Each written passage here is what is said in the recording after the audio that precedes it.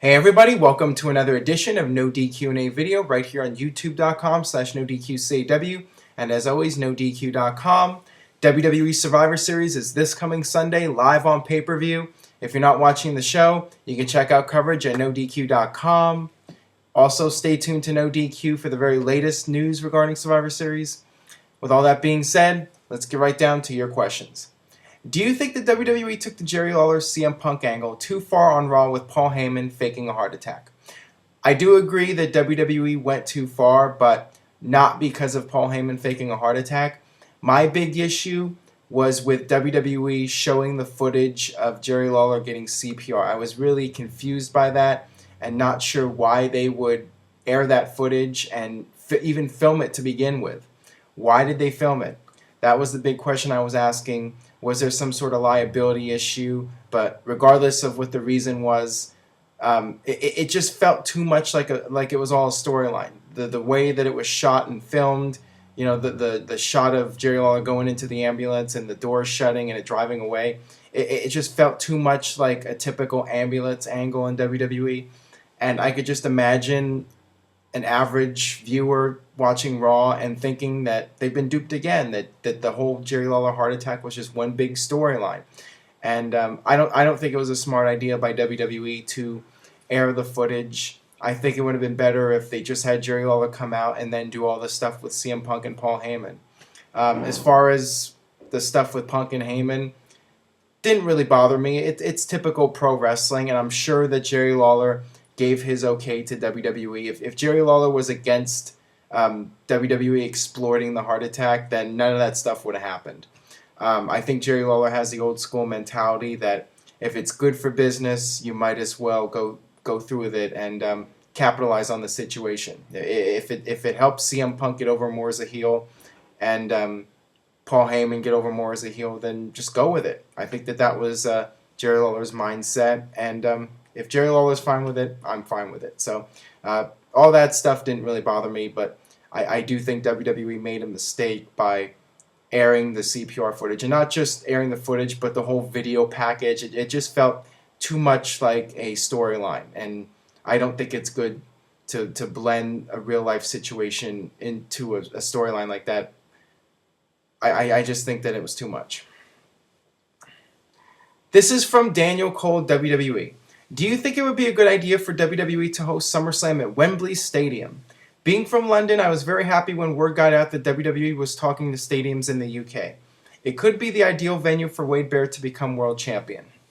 It's definitely an interesting possibility for SummerSlam to be in England again. It's something they haven't done in a long time, and it would give a break from LA. I'm kind of tired of all the SummerSlams in LA, so why not do something different and try to build up SummerSlam as one of the major pay-per-views, because let's face it, SummerSlam hasn't really felt like a major WWE show in recent years, and being at Wembley Stadium or a big stadium in England would make SummerSlam special again.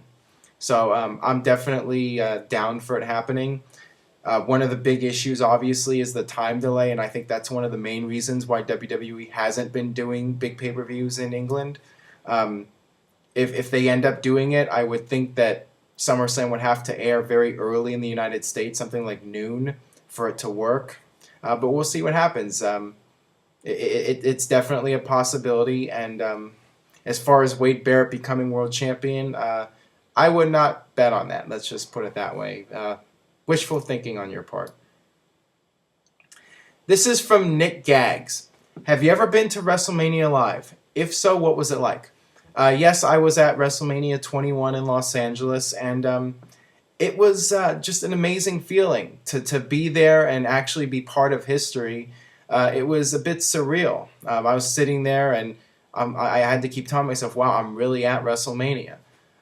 So yeah, it had that atmosphere, and it was really interesting because at Staples Center, it's a fairly small arena compared to the big stadiums. And it was filled with die-hard WWE fans. It wasn't your typical audience for Raw at Staples Center, where it's a lot of Latino WWE fans. Here, you could see people from all over the country and all over the world. I mean, I saw tons of flags from different countries, and you had people coming from all walks of life and all places coming to WrestleMania. and it just made for a very unique atmosphere. And it was something very special, and I would definitely recommend anybody out there to go to WrestleMania at least once in your lifetime. It's definitely worth it if you're a WWE fan. It's something you got to do at some point. This is from Tweeps Most Loved. Are you going to WrestleMania 29? If not, why? Well, I'd love to go, but I'm not going to be going. The big reason is I'm not a millionaire. So, yeah, I mean, it's definitely something special, like I said, to go to WrestleMania. And if you can afford it, if you're fairly local to New York, then you should definitely make the trip out to WrestleMania. That's the one thing I would like to do at some point, though, is go to WrestleMania in a stadium, because I haven't been to one of the stadium shows, and I know most of the seats are far away, but just the atmosphere of being there in the packed stadium for WrestleMania, I think would be a really cool experience. So maybe one day. Not WrestleMania 29, though. This is from Jake Lewis 3386.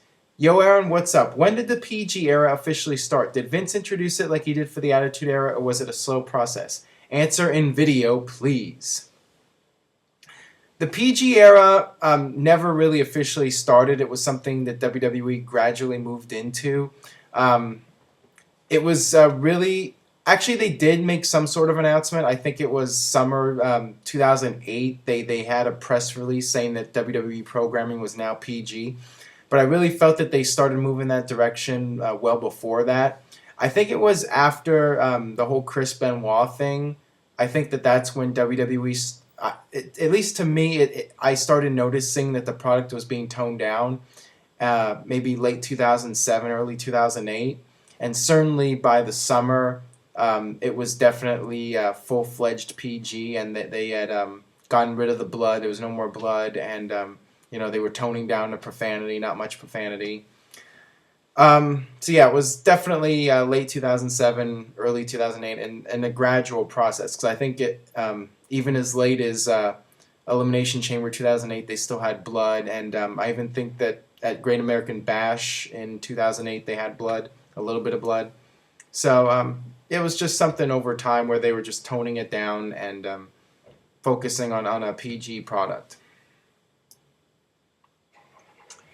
Apart from the Montreal Screwjob, what did you think is the worst match finish of all time? Well, I do have an answer for you here. I think that the worst finish that I can remember was the night after Starrcade 1999. It was a Bret Hart versus Goldberg rematch from the previous night. And at the end of the match, Bret Hart had Goldberg in the figure four or something. And Hall and Nash came out. They teased like they were going to attack Bret Hart, but instead they attacked Goldberg. And then Roddy Piper comes out and tries to save the day.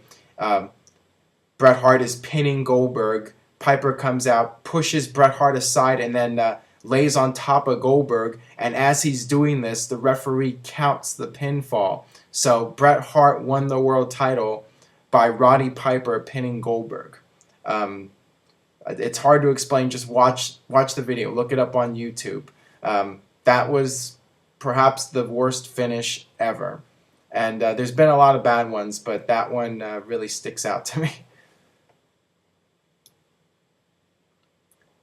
All right. What are your overall thoughts on the Turning Point pay-per-view from Sunday night? From what I read, it was a fairly good pay-per-view. Your thoughts on it? This is from Dan 2007, by the way.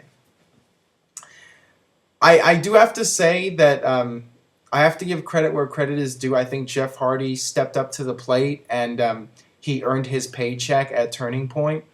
He's the world champion, and he went out there and had a main event caliber match with Austin Aries. So he could have just phoned it in, but Jeff Hardy decided to go out there and be the old Jeff Hardy and take a ton of risks, and perhaps too many risks. I mean, there were certainly some cringe-worthy moments there where you thought Jeff Hardy was going to be seriously hurt, but as it turns out, he was okay. Austin Aries was okay, and it was a great main event. So I give props to Jeff Hardy for putting on a main event performance. He's the world champion, and he gave the people their money's worth. So overall, I'd say Turning Point was a thumbs up. This is from Living Proof 802. Hey Aaron, what did you think of the Miz's face turn? It's something that I feel was overdue, and it was a long time coming. It's not a surprise that it happened. I think it was just a matter of time, and I think that this will be a career resurgence for the Miz. He's definitely kind of been lost in the shuffle in recent months, and I think this will be his opportunity to bounce back and perhaps get a renewed push and reach the top again. I just think people want to cheer the Miz. They like saying the awesome catchphrase with him. They like cheering him. You know, he's very in your face, and he likes to talk trash, and people like that. So hopefully WWE can continue to build momentum with him, and we'll see what happens with him in the coming months. But I think that the Miz will be a big deal in 2013. Just my gut feeling. All right, that'll wrap it up for this edition of No DQ&A video. Thanks as always for watching. Subscribe, youtube.com/NoDQ&AV. Leave a comment. Let me know what you think about the video. Please spread the word on Facebook and Twitter, tout, whatever. And I'll see you next time for more No DQ&A video.